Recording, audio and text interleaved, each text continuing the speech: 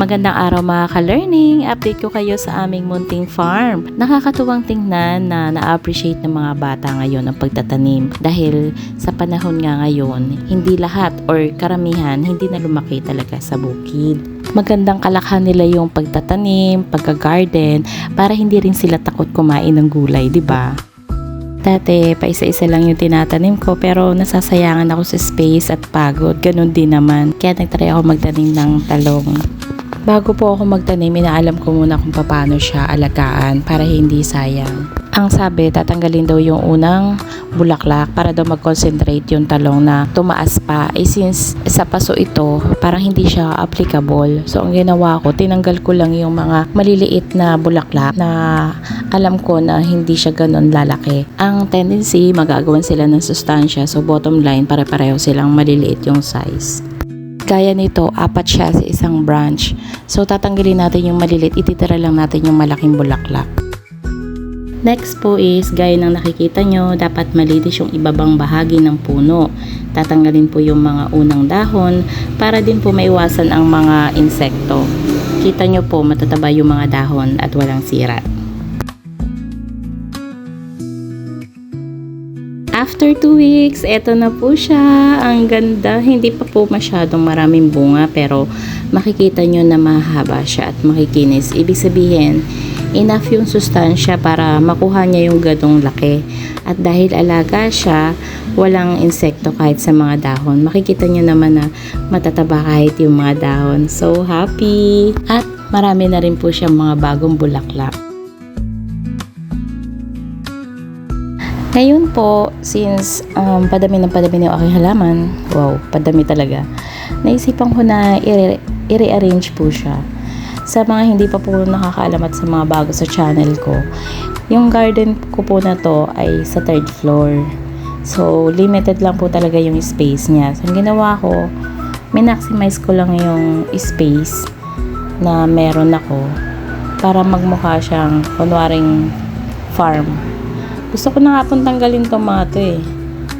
Plano ko buong 3rd floor gawin kong farm. Kasi parang gusto ko nang karirin yung farming. Sabi po kasi ng mga eksperto sa mga naghahalaman, ang halaman daw kailangan ng hangin. So, kailangan daw hindi sila dikit-dikit. Kaya, ganyan po ginawa ko. Inakyat ko na, baka kulangin pa sila sa hangin. Anyway, yan, mukha naman pong medyo umaliwalas na siya. Hindi ko talaga kayang pagsamasamahin yung lahat ng talong. Kasi, yung space, hindi pa rin talaga enough. Pero at least kahit pa paano may nadadaanan na ako ngayon. And, sana masamahan niyo pa ako sa aking mga susunod na itatanim sa adventure ng aking farming.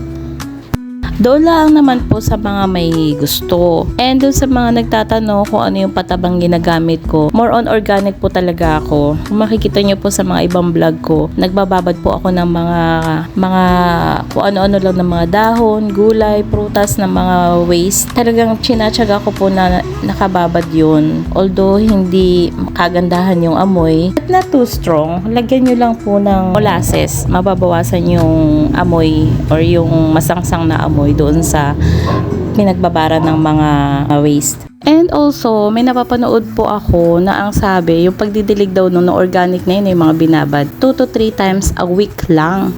Hindi po siya enough. Kasi, based sa experience ko po, ginawa ko yun. Natatagalan akong lumaki yung halaman, tas para mga bansot siya. Pero ngayon po, ang ginawa ko, morning and afternoon.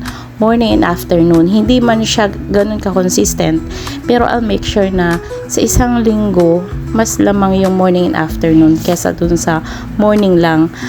Kasi, kulang,